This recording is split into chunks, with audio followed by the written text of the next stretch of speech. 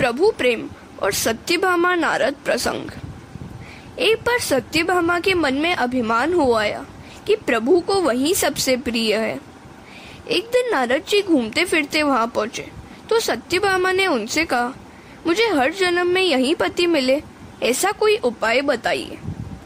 नारद जी ने कहा, आज जिस वस्तु का दान करेंगे वही अगले जन्म में आपको प्राप्त होगी। अतः यदि आप श्री कृष्ण को ही अगले जन्म में पति के रूप में पाना चाहती हैं तो उनका दान कर दीजिए। ऐसा दान देने के लिए सत्यभामा तो तैयार हो गई, किंतु ऐसे दान को स्वीकार कौन करता? कोई भी व्यक्ति उस दान को लेने के लिए इच्छुक नहीं था।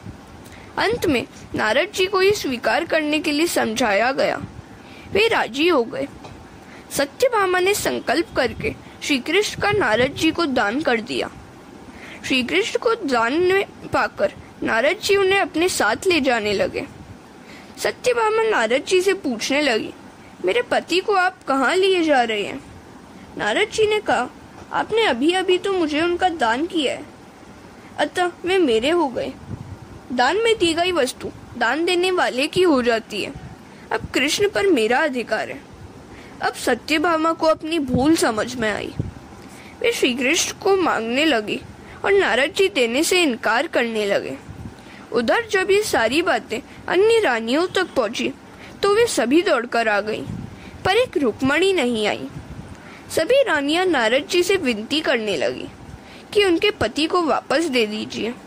नारद जी ने बोला, सत्यभामा ने श्री कृष्ण को दान किया है, अतः अब वो मेरे हो गए हैं। हाँ, फिर भी यदि आप इन्हें वापस लेने की इच्छा करती हैं तो इनका जितना वजन है उतना सुवर्ण मुझे दे दें तो मैं इन्हें लौटा दूं। सत्यभामा प्रसन्न हो गई।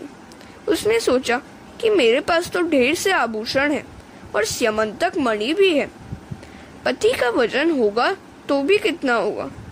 वे अपने सारे आभूषण ले आई, किंतु यह क्या हुआ? सत्यभामा ने हीरा, मोती, स्यमंतक मणि सहित अपने सारे के सारे आभूषण तुला में रख दिए। फिर भी श्री कृष्ण का पल्ला नीचा ही रहा।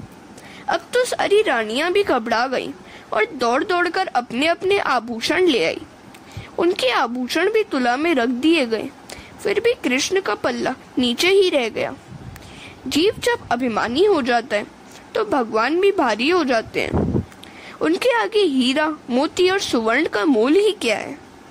रानियों ने आभूषणों से श्री कृष्ण का मोल करना चाहा, सो हजारों मन आभूषण रख देने पर भी उनका वजन श्री कृष्ण के वजन से कम ही रहा।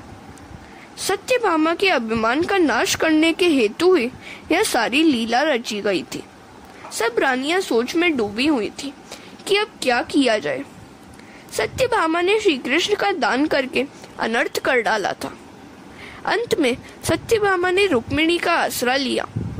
रुक्मिणी भी वहां आई। रुक्मिणी सारा भेद समझ गई कि भगवान की तुला क्यों नहीं हो रही है। रुक्मिणी ने अन्य रानियों से कहा, भगवान की तुला क्या सुवर्ण से हो सकती है? उन्होंने पल्ले में प्रेम से एक तुलसी दल रख दिया तो भगवान की तुला पूर्ण हो गई। रुक्मिणी ने पूरे प्रेम से तुलसी दल अर्पण किया था, अतः भगवान का पल्ला ऊपर उठ गया। इसी प्रकार बुढ़ाना के लिए भगवान सवा बाल एक धान्य विशेष के बराबर हो गए थे। धन्य धन्य बुढ़ाना की नारी, सवा बाल भये वनमाली। हरे कृष्ण। ईश्वर कभी ऐसी इच्छा नहीं करते कि कोई उनकी सेवा करे। वे तो निज लाभ से परिपूर्ण है। उन्हें किसी भी वस्तु की अपेक्षा नहीं है। वे स्वयं आनंद रूप है। उन्हें ऐसी इच्छा या अपेक्षा नहीं है कि वैष्णव उन्हें भोग लगाएं। उन्हें भोजन की इच्छा भी नहीं होती। वे तो निष्काम है। भक्तों को प्रसन्न रखने के लिए ही वे भोजन करते हैं। भगवत निवेदन किए बिना भोजन कभी नहीं करना चाहिए। ईश्वर को उनका ही पदार्थ अर्पण करना है। प्रेम से अर्पण करोगे तो वे प्रसन्न होंगे। ईश्वर को अर्पित किए बिना खाने वाला व्यक्ति भूखा रह जाता है। तुम उन्हें अर्पित करोगे तो वे कई गुना बढ़ाकर वापस लौटाएंगे। वे कहते हैं कि मेरी ही बनाई हुई वस्तुएं मुझे अर्पित करने में वैसे ही कोई बड़ाई नहीं है, किंतु मुझे अर्पण किए बगैर खाना अनधिकृत खाना है। भगवान के घर कोई कमी तो है नहीं, वे तो केवल तुम्हारी भावना ही देखते हैं। भगवान ने जो दिया है वही तो उन्हें अर्पित करना है। जीव तो किसी भी वस्तु की उत्पत्ति कर नहीं सकता, सभी कुछ श्री कृष्ण का ही तो है। दीपक जलाने से या आरती करने से भगवान के घर तो प्रकाश होगा नहीं, या तो तुम्हारे ही हृदय में प्रकाश करने के लिए है। ईश्वर तो वैसे ही स्वयं प्रकाशी है। सेवा करने से सेवक को सुख होता है, भगवान को तो क्या सुख मिलेगा, वे तो परमानंद स्वरूप है। जीव को देने वाला तो ईश्वर ही है, किंतु मनुष्य के निवेदन से वे प्रसन्न होते हैं। सेवा और पूजा में भेद है। जहाँ प्रेम का प्राधान्य है वह सेवा है, और जहाँ वेद मंत्र की प्रधानता है वह पूजा है। पूजा करो तो प्रेम से करो, अन्यथा स्नेह आदि का समर्पण व्यर्थ ही रहेगा। हमारे वस्त्र कहीं बिगड़ न जाए, इस डर से कई लोग तो मंदिर में साष्टांग दंडवत प्रणाम भी नहीं करते। नर कपड़न को डरत है, नरक पड़न को नहीं। जो कुछ भी है वह ईश्वर का ही तो है, केवल उन्हें ही अर्पित करना है। अर्पण करने की रीति से ही आपके मन की भावना का उन्हें पता लग जाएगा। दक्षिण में एक कथा प्रचलित है।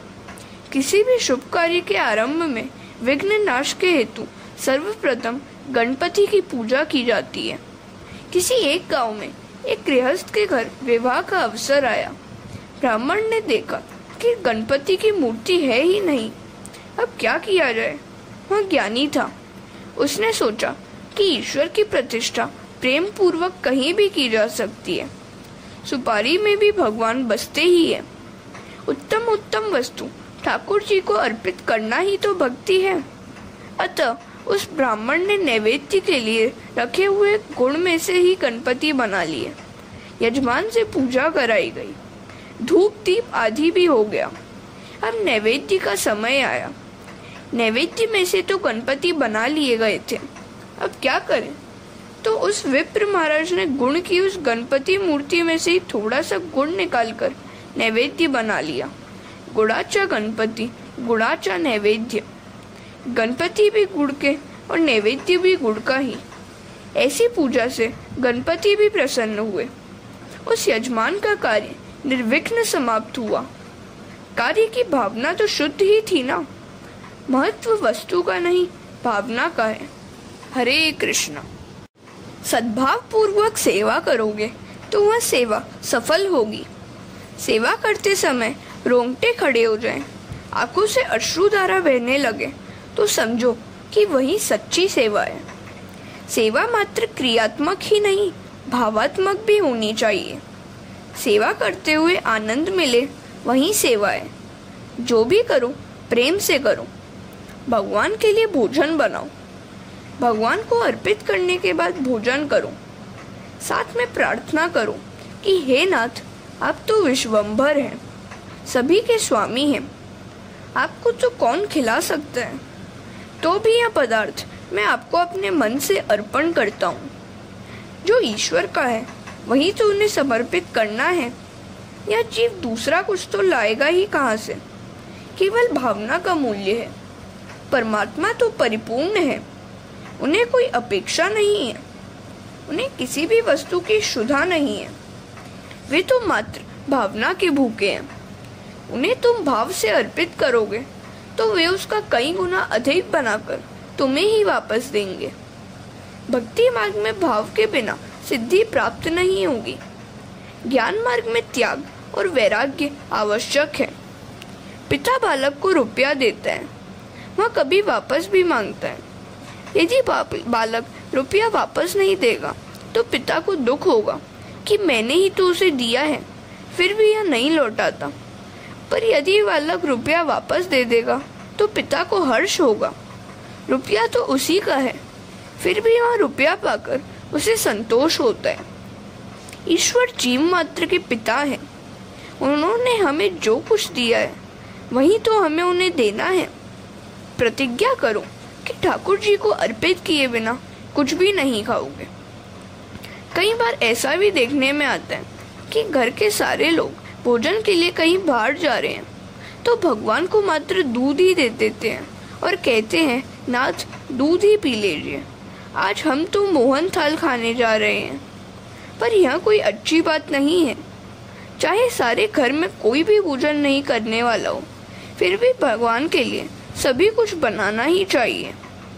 कथा सुनकर यदि कोई शुभ संकल्प नहीं किया जाता तो श्रोता का सुनना और वक्ता का कहना दोनों निरर्थक ही होता है। कथा सुनकर उसे हृदय में रखो। किसी भी स्वरूप की मूर्ति की स्थापना करके उसके प्रेम और भावपूर्वक सेवा करो। चित्त स्वरूप की अपेक्षा मूर्ति स्वरूप अधिक अच्छा है। सेवा करते समय मन में ऐसा ही भाव रहना चाहिए कि यह साक्षात परमात्मा ही है।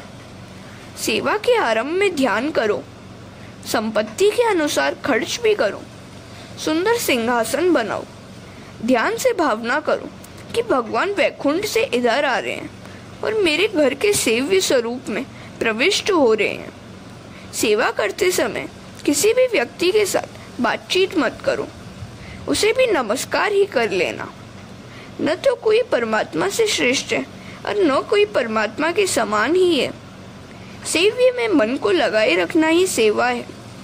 तुम अपने शरीर से जैसा प्रेम रखते हो वैसा ही प्रेम ठाकुर जी के स्वरूप में भी रखो। परमात्मा के अनंत उपकार हैं। सदा यही सोचो कि मेरे कई बार प्रभु ने ही रक्षा की है। मैं भगवान का सेवक हूँ, दासानुदास हूँ, मैं तुम्हारा हूँ। सेवा में दास्य भाव मुख्य है। दास्य भाव से हृदय शीघ्र ही नम्र बन जाता है। सेवा में दास्य के आने से हृदय पिघलता है। कृष्ण सेवा में जब तक हृदय पिघलता नहीं है तब तक सेवा सफल नहीं हो सकती। दास्य भाव के बिना सेवा नहीं फलती। सेवा स्नेह और समर्पण भाव से करो। जब तक मूर्ति के प्रति भगवत भाव न जागे तब तक प्रत्येक पदार्थ के प्रति भी ईश्वर भाव नहीं जागेगा। सेवा करते समय लक्ष्य में वही रहे कि यह तो प्रत्यक्ष ईश्वर ही है। जिस दिन तुमसे कोई पाप हो गया होगा उस दिन सेवा करते समय प्रभु अप्रसन्न से लगेंगे। जीव पाप करता है तो उन्हें दुख होता है, कष्ट होता है। अतः शुद्ध होकर सेवा करो। जब तक मन मलिन होगा तब तक आनंद की प्राप्ति नहीं होगी। मन से मलिनता दूर करो। प्रभु सेवा में भावना और अटलता कैसी होनी चाहिए, इस विषय में नामदेव महाराज का एक जीवन प्रसंग द्रष्टव्य है। हरे कृष्णा।